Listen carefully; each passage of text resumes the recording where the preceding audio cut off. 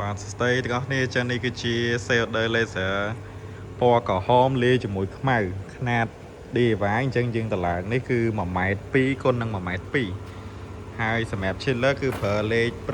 5200ជាមួយនឹងកម្លាំងវ៉ាត់150វ៉ាត់អញ្ចឹងម៉ាស៊ីននេះបើសិនជាបងប្អូនចង់បានឲ្យកាន់តែខ្លាំងគឺយើងអាចប្រើប្រភេទអំពូល Rexy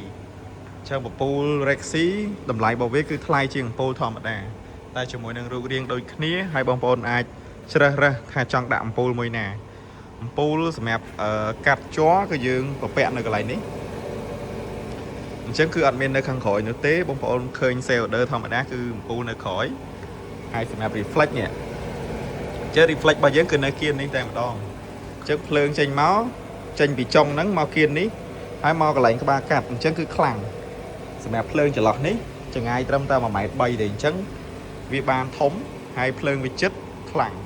មិនដែលយើងប្រើកាន់តែខ្លាំងណាហើយក៏មិនងាយ error អាកន្លែងពលឺនេះដែរអញ្ចឹងចំណុចពិសេសគឺຂະຫນາດរបស់យើងគឺធ្វើមកគឺធំយកតែម្ដងពាក់កណ្ដាលជ័រ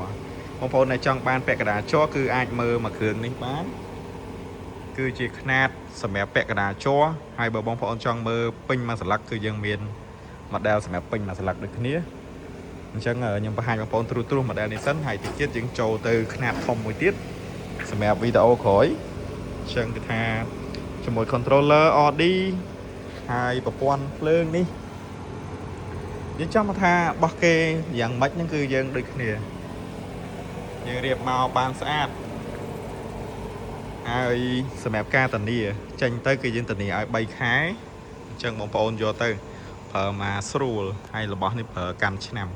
ហើយចំណែកខាងនេះគឺកំពុងតឡើងដូចគ្នាពណ៌ទឹកក្រូចចឹងខាងនេះគឺពណ៌ខ្មៅលាយជាមួយក្រហមស្អាតមែនតើឥឡូវខ្ញុំនៅបងប្អូនបង្ហាញសម្រាប់ពណ៌ទឹកក្រូចបន្តិច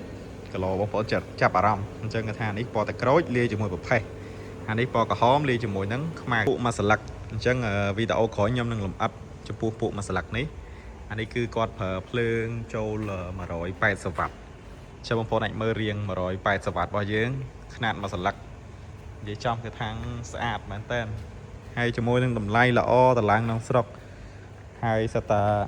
និយាយចំគឺថាបងប្អូនទិញគឺស្មើនឹងជួយគ្រប់គ្រងផលិតផលដែលផលិតក្នុងស្រុកយើងឲ្យយើងកាន់តែមានកំណើនទៅលើការផលិតឬក៏បង្កើតម៉ាស៊ីនថែមទៀតមែនតែប៉ុណ្្នឹងបងប្អូនមាន CNC ទៀត CNC ຂະຫນាត់ពាក់កណ្ដាលស្លឹក CNC មួយស្លឹកជ័រអញ្ចឹងគឺមានច្រើនមែនតើគឺយើងព្យាយាមធ្វើអ្វីដែលគេធ្វើបានយើងព្យាយាមធ្វើហើយគុណភាពនៃការប្រើប្រាស់គឺមិនចាញ់របស់គេទេអាចនិយាយបានថាប្រកួតប្រជែងគ្នាហើយឥឡូវហ្នឹងសម្រាប់ CNC ຂະຫນាត់ធំប្រើប្រព័ន្ធបញ្ជាដល់តែ flash ទេចុចយកអញ្ចឹងបងប្អូនអាច follow ឬក៏ like ម្នាក់មួយសម្រាប់ចំណាប់អារម្មណ៍កន្លងថ្ងៃក្រោយទៅយើងមានតម្រូវការអញ្ចឹងអាច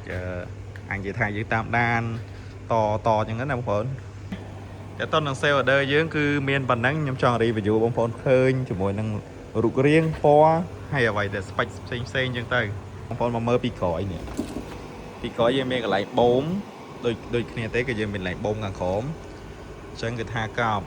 អញ្ចឹងអរគុណច្រើនបងប្អូនសម្រាប់ការគ្រប់គ្រងប្រសេ DIY បាយជួបគ្នានៅវីដេអូក្រោយ